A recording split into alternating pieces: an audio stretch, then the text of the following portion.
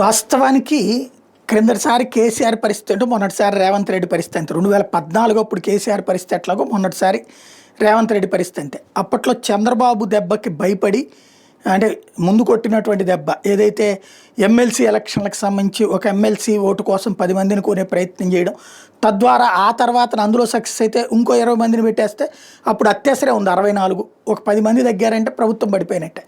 అలాంటి ఒక గేమ్ నాడు ప్లాన్ చేసింది. అందుకని భయపడి ఆనాడు కేసీఆర్ ఆ తర్వాత అటు చంద్రబాబుకి దెబ్బ కొట్టడంతో పాటుగా ఓ 15-20 మందిని ఈ పార్టీ నుంచి లాక్కున్నాడు. తద్వారా తన ప్రభుత్వాన్ని సుస్థిరం చేసుకున్నాడు. ఆ రోజున ఆ పరిస్థితిని అంగీకరించిన తెలంగాణ సమాజం.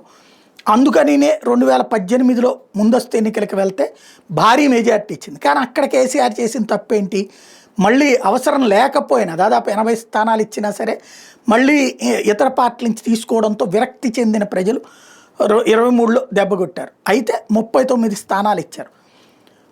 ఇక్కడ 64 దగ్గరికి వచ్చినటువంటి పరిస్థితి, 67 దగ్గరికి వచ్చినటువంటి పరిస్థితి. అయితే ఇందులో 10 మందిని అవతలకి తీసుకెళ్ళినటువంటి పరిస్థితి.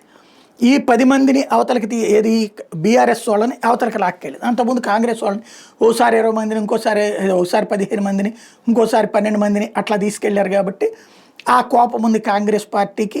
అది తీర్చుకునే ప్రయత్నం అనే కంటే కూడా రేవంత్ తన ప్రభుత్వాన్ని సుస్థిరం చేసుకోవడానికి చేసుకున్నటువంటి ప్రయత్నం. ఇప్పుడు అలాగ వచ్చినటువంటి వాళ్ళ 10 మందిలో రేపు పొద్దున ఏదైతే సుప్రీంకోర్టు తీర్పు కనుక డెడ్ లైన్ ఇస్తే ఆ 10 మందిని అనర్హుల్ని చేయాలి, లేదా వాళ్ళందరూ బీఆర్ఎస్ తరఫున ఉండాలి. ఇది నెంబర్ 1.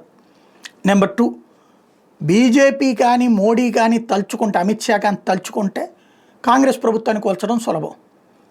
ఎందుకంటే కేసీఆర్కి నువ్వు కానిచ్చుకోవా, నీ పని నువ్వు చూసుకో అంటే ఈ 10 మందిని వెనక్కి తీసుకోగలడు, ఇంకో 10 మందిని అవతల నుంచి వెనక్కి తీసుకురాగలడు. ఈ 10 మందిని అనర్హత వేటు వేశారనుకోండి, ఎన్నికలు జరిగితే అప్పుడు కాంగ్రెస్ కనుక దెబ్బతిందంటే భారీ మైనస్ అవుతుంది. లేదు ఈ 10 మంది వెనక్కి వచ్చేసేసి, లేదా 7గురే వెనక్కి వచ్చారు, లేదా 5గురే అనుకుందాం. ఇప్పుడు 39లో 29 ఉన్నారు, 5గురు అంటే 34. ఇప్పుడు మంత్రివర్గ విస్తరణ రేవంత్ చేస్తే అసంతృప్తం ఉన్నటువంటి వాళ్ళు ఓ 15-20 మంది ఇటుకు వచ్చారంటే పరిస్థితి ఏంటి? గందరగోళం.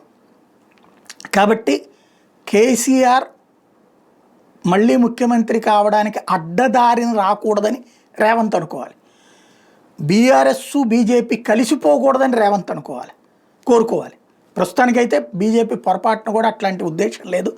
అలాంటి ఉద్దేశం ఉంటే అది వీళ్ళిద్దరూ ఇప్పుడు వాస్తవం అయితే కాంగ్రెస్ బీఆర్ఎస్ అందుకే కలిసి తిరుగుతున్నాయి. వక్ఫ్ సవరణ చట్టం ఇట్లాంటి వాటిట్లో బీజేపీతో కలవదు.